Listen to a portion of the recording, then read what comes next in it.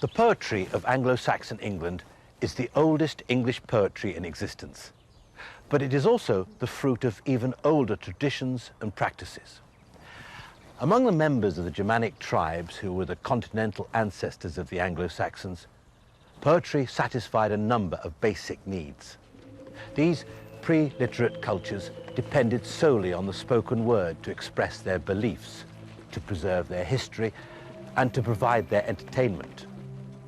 Their poets, whose task it was to shape the spoken word fittingly for these purposes, played an essential part in all of them.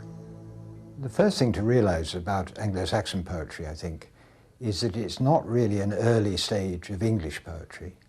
It's a late stage of Germanic poetry, because the Anglo-Saxons were Germanic peoples who came over, bringing with them a really quite ancient tradition of poetry. And that is carried on when they were in England. This means, in particular, that the metre and style of all Anglo-Saxon poetry, really, is in the traditional Germanic mode. And that means alliterative verse, which is unlike modern verse in having no rhyme, doesn't count syllables, and also in the language, which goes along with the metre, really. So in those technical respects, it's pretty pure Germanic verse and comparable to the kind of thing you find in early German verse. The figures that the poet presents are set firmly in a 4th or 5th century pagan reality. Now, this is a past that, for an Anglo-Saxon Christian, was beyond hope. They lived without the benefit of the Christian revelation. Their souls as pagans would inevitably be damned after their death, and there was basically no hope for them. The problem for the Anglo-Saxons was that they came to England as a pagan Germanic culture which prized ancestry and prized genealogy as a major value in its whole cultural scheme. And they were very reluctant to give up on their ancestors in some ways. And many critics have seen Beowulf as an attempt at a kind of salvage project that could never be fully carried out because the poet would be up against the demands of his theology, which required that these characters be damned in the end. But nevertheless, he seems determined to present them to us in as favorable a light as possible. These are the most noble pagans imaginable. Beowulf fulfills the heroic ideal virtually without putting a foot wrong ever. In the end, the poet has to present this to us as not quite enough from a Christian perspective, but he plays with perspective in the poem very, very carefully and allows himself as much sympathy towards the heroic pagan past as a medieval Christian author could allow himself. Nothing survives of the poetry the Germanic tribes composed, but the later poetry of Anglo-Saxon England responds quite strongly to its influence. The expressions of Christian belief and doctrine that are the primary concern of most Anglo-Saxon poets are shot through with the language, style, and sensibilities of their continental predecessors. Although the language and verse form of Anglo-Saxon poetry is purely Germanic, it's disappointing how little there is of Germanic antiquity and paganism in Anglo-Saxon poetry. If you feel there might be exciting stuff about the Germanic gods and so on, you find really rather little. And most of what we know about Germanic religion, Woden and Thor and blood axes and so on, is derived not from Anglo-Saxon sources but from Scandinavian sources. But there are heroic legends that you find, again, not as many as you might hope, but still there are some, certainly in Beowulf and another poem called Weedseath. But on the whole, it's rather disappointing in that respect. How the Germanic past influenced the Anglo-Saxon poet stands out the most fully in Beowulf, which is considered by modern scholars to represent one of the greatest literary achievements of Anglo-Saxon England. Beowulf is thought to have been composed between 700 and 750 AD, and is known to us because of a single surviving manuscript that dates back approximately to 1000 AD. One has to remember that there are only about 30,000 lines of Anglo-Saxon poetry surviving in only 4 manuscripts. And what we have is not the sort of Oxford book of Anglo-Saxon verse, the best. What we have is what 4 monks chose to copy. And among other things, they chose to copy Beowulf, rather surprisingly, really. I think the man who copied Beowulf was probably actually interested in monsters, and he was compiling an Oxford Book of Monsters, if you like. So there's no guarantee at all that Beowulf was the best of its type in Anglo-Saxon history, but it's the best of its type surviving. Having said that, I don't mean that it isn't any good. It is very good, but we don't know whether it was a classic in its time.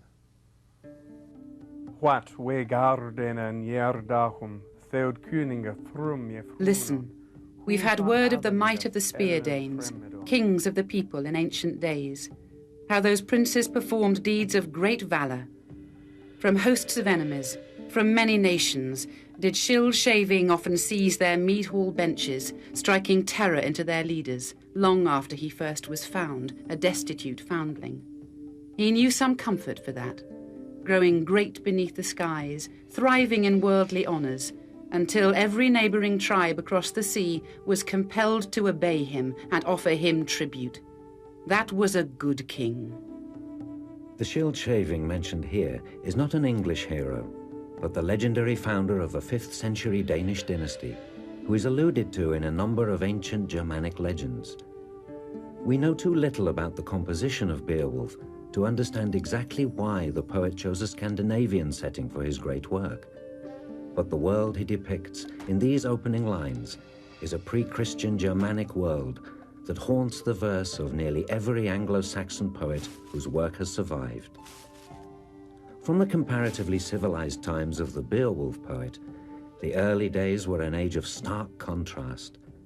The peace and mutual goodwill of the mead hall faced at every turn the threat of treason and violence. Violence of men, violence of nature, violence of monsters. The author of Beowulf uses material from the Germanic past for a number of reasons. First, to give a semi-realistic historical background to the poem.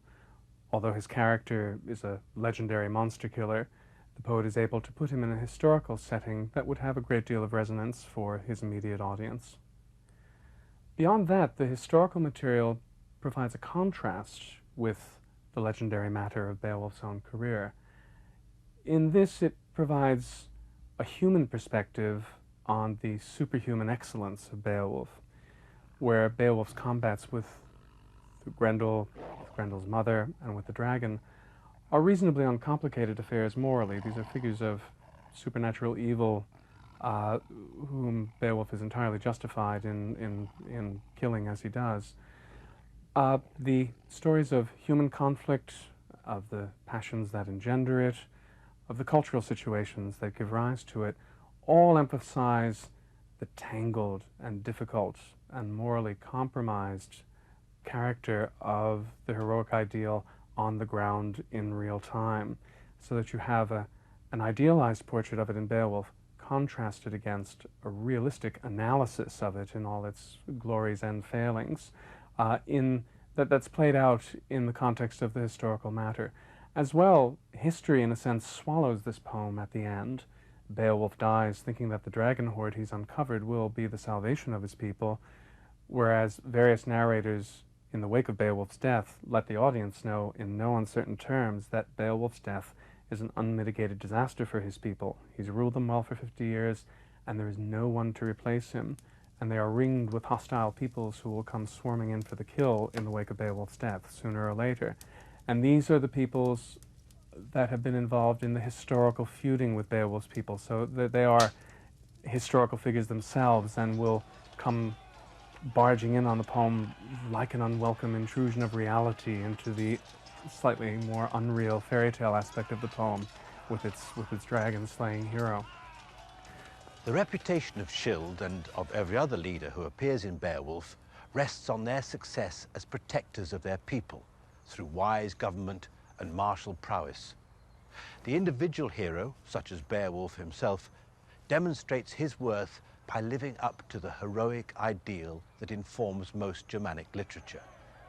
This ideal demands that the truly worthy man be above all honest and loyal, true to his lord and a keeper of all his promises. The author of Beowulf is drawn to what I call the edges of the heroic ideal in a number of ways.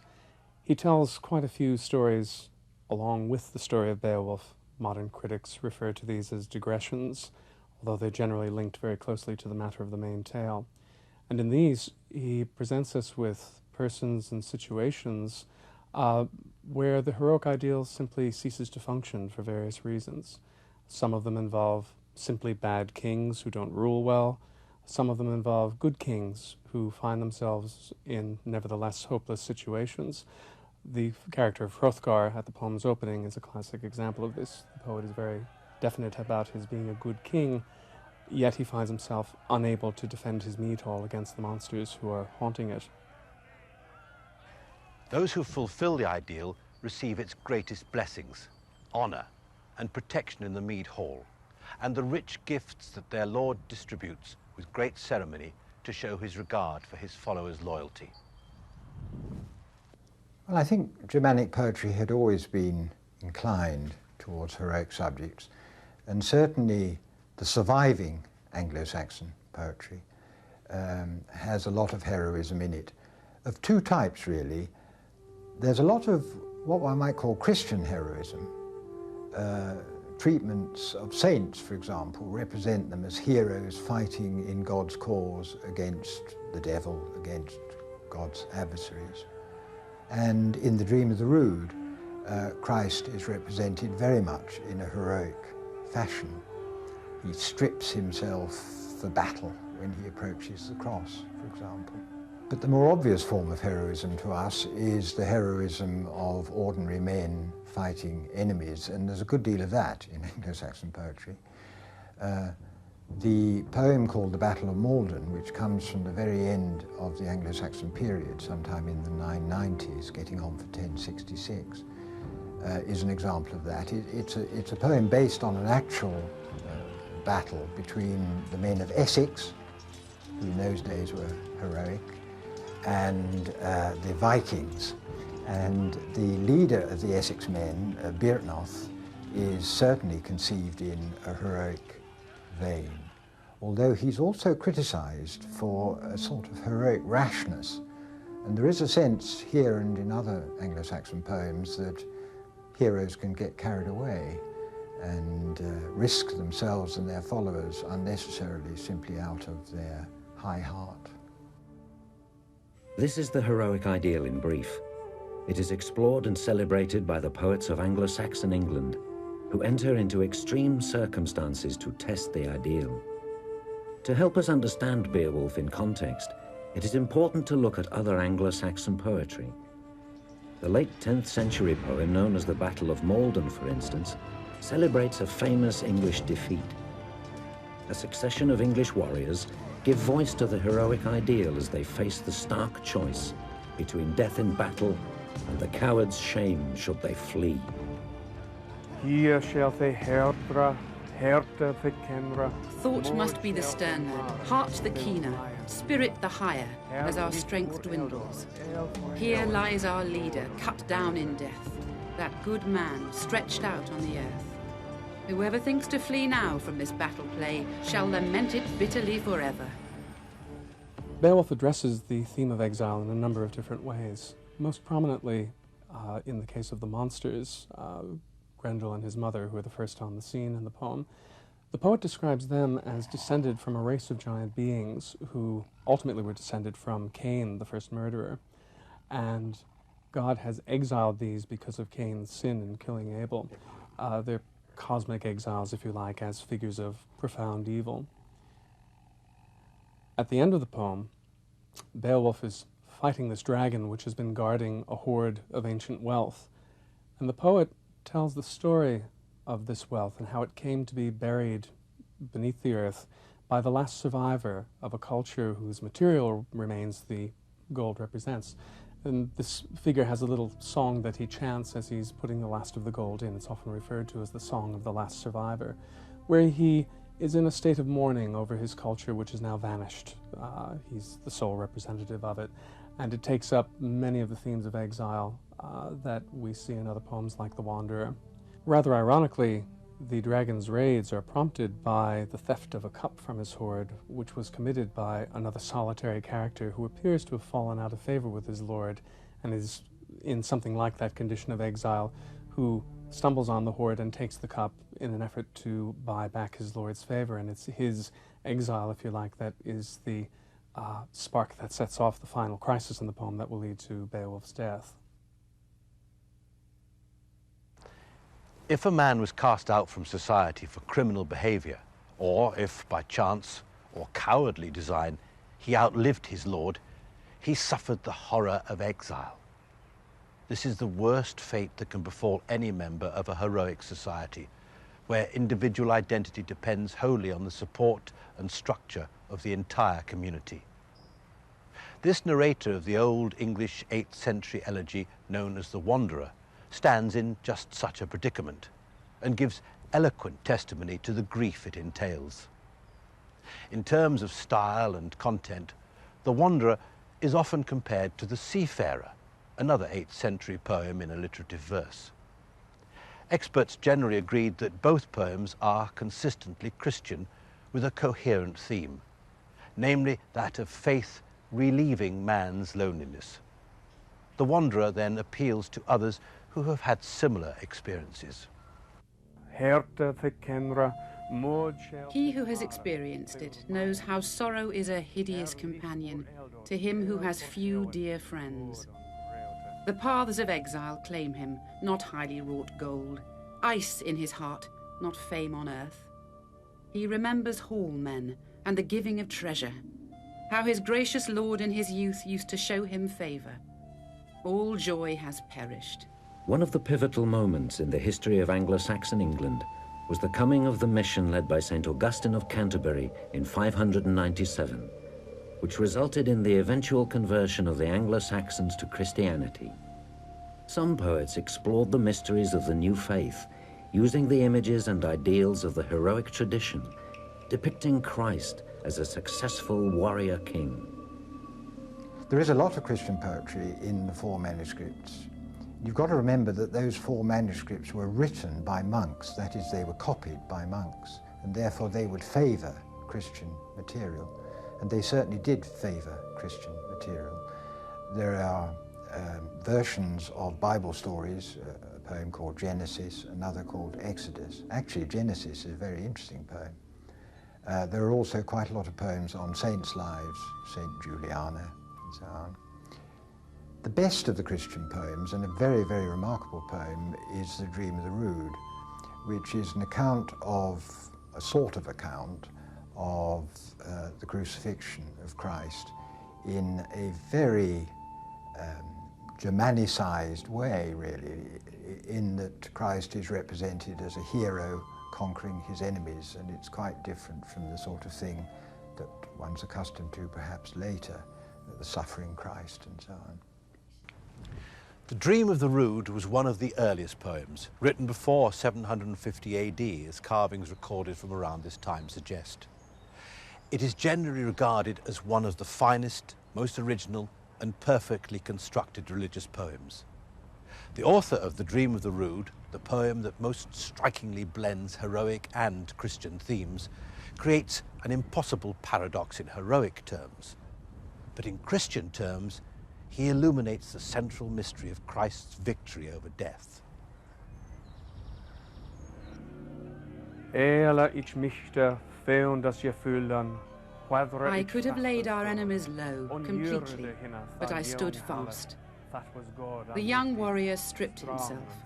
That was Almighty God, strong and resolute. He climbed the lofty gallows, high-spirited in the sight of many, when he desired to free mankind. I trembled when that man embraced me, but still I did not dare to bend to the ground or fall upon the surface of the earth, for I had to stand fast. I was lifted up, the cross, and I raised high the mighty King.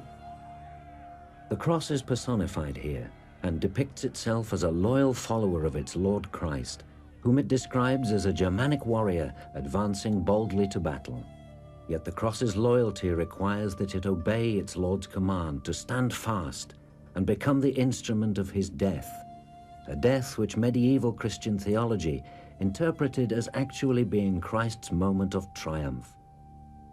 From this perspective, the cross's loyalty serves its Lord's purpose after all. With this unnerving dislocation of the heroic ideal, the poet has taken an abstract theological concept and made it accessible. The Dream of the Rood views a Christian paradox through the lens of heroic ideals. Beowulf looks in the other direction. Its author regards his idealized hero from the vantage point of a Christian who feels every sympathy for the triumphs and tragedies of his pagan characters. Despite his sympathy, the Beowulf poet acknowledges the essential hopelessness of the heroic paradigm repeatedly throughout the poem. Here, he describes how Hrothgar, the descendant of Scyld-Shaving, has built a magnificent mead hall, a material symbol of his culture's yearning for order and harmony. He did not fail of his boast. He distributed rings, treasures at his feast. The hall towered, lofty and wide-gabled. It awaited the destructive billowing of hateful fire. It was not yet the time when the sword-hate of son-in-law and father-in-law should awaken in deadly enmity. Here it is the moment of triumph that contains the hidden seeds of disaster. The poet sees the new-built hall in all its glory as awaiting its eventual destruction in a feud between Hrothgar's people and those of his son-in-law, Ingelt. This was a well-known event in Germanic legend, the common stock of legend and history shared by the poet and his audience allows him to make this allusion to the fate of Hrothgar's hall with such economy. Many of the mead hall scenes in Beowulf involve a great deal of ritual and ceremony. These express the Anglo-Saxon author's ideal of a well-ordered society, and they involve rituals and ceremonies of address, of gift-giving, of the passing around of the mead cup, of course. And all of these help to cement the bonds and ties of loyalty and trust that underpin Anglo-Saxon society, at least as a literary ideal. Beyond this, we can see how the crises in the main narrative of Beowulf, the assaults of the monsters, both those of Grendel and his mother and those of the dragon at the end, are directed in the first instance at a mead hall. It's Hrothgar's mead hall that is haunted by Grendel and his mother and made uninhabitable by night, and it's Beowulf's own mead hall that is destroyed by the dragon in his first raids. And this represents the threat from the outside to that great good place, which is the sheltered space where all the ideals of heroic society can be fully realized. The poet also combines folklore and Christian tradition to give depth to his portrait of Beowulf's first two adversaries, the monster Grendel and his unnamed mother, who haunt Hrothgar's hall by night and devour any they find there. The Creator had banished him among the race of Cain. The everlasting Lord avenged that murder when he slew Abel. He had no joy from that assault, for the Lord exiled him far from the race of men for his crime. All sorts of unnatural progeny arose from him, evil spirits and elves and giants as well, who warred with God for many ages. He gave them their reward for that. It's a rather striking feature of Beowulf that the poem's hero, who over the course of a long career has many combats with human adversaries, that the poet never really focuses on those. The main narrative is involved with Beowulf's combats with the three monsters. And in the first instance, this does at least simplify the moral background. In all of the stories that the poet does have to tell about human conflict, of humans fighting humans, he focuses inevitably on situations where the heroic code has broken down, where human passions can no longer be contained, where there's a great deal of moral ambiguity, inevitably, in the rights and wrongs of what happens. So that in the first instance, focusing on Beowulf's monster fights simplifies the moral background. It gives Beowulf clearly evil adversaries against whom he must contend, and there's absolutely no question about that. What is interesting is as Beowulf nears the end of his life, as he's approaching his fight with the dragon, memories of his career as an earthly warrior start crowding back in on him. He has long passages where he recalls his lord Heoloc's disastrous raid where Heoloc dies and Beowulf barely escapes, and many other events in the history of Beowulf's own people, the Geats, in their contentions with various human adversaries. And it's almost as though, as Beowulf is coming to his own end, he's beginning to be overwhelmed by the human dimension of the heroic ideal, which has been absent to a great extent from his main endeavors in his fights with the monsters. And again, this could be another way of the poet showing us, in the end, the inadequacy of the heroic ideal, even as excellently embodied as it was by his main character.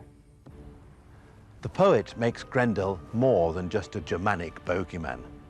He is here given a lineage that goes back to Cain, the first murderer. There are also apocryphal traditions that identify the giants mentioned in the book of Genesis as the offspring of unions between earthly women and fallen angels. The poet was probably aware of these traditions, so he is here extending Grendel's horrific ancestry right back to God's original opponents, the fallen angels who rebelled against him in the deep past.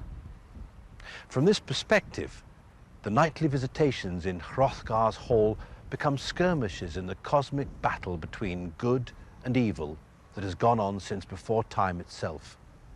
A battle which Anglo-Saxon Christians believed themselves to be engaged in as well. By having Beowulf triumph over such a creature as Grendel, the poet has paid him the highest compliment a medieval Christian author could offer a pagan hero. It's no good pretending that everyone can enjoy Anglo-Saxon poetry. Apart from anything else, the language is very opaque. If I recite to you the opening lines of Beowulf, you'll see what I mean. What we gardena in jerdachum, theod kuninga thrum jufrunon. It's totally unintelligible to a modern English person through linguistic change, of course. So one has to learn the language, and that's a rather painful process, in fact, as many undergraduates find. But if one does learn the language and is able to read it in the original, as distinct from translations, although there are good translations, certainly, of Beowulf, but if you read it in the original, one does, I think, enter a world of extremely high and developed art. The quality of the writing, I suppose, is one thing one would want to say. It's a strange kind of writing. It's not the kind of writing that we're accustomed to. The meter is different and so on. And yet it's very polished and very brilliant. There is also, if you ask what appeals to me personally, I suppose the main thing, apart from the excellence of it, is the melancholy which broods over most of it. It is a deeply melancholy verse, as recorded in the 4 manuscripts. And Beowulf has a very strong sense of the sadness of life and the transience of things. And these seem to be profound truths which one can read about in poems like that to some effect.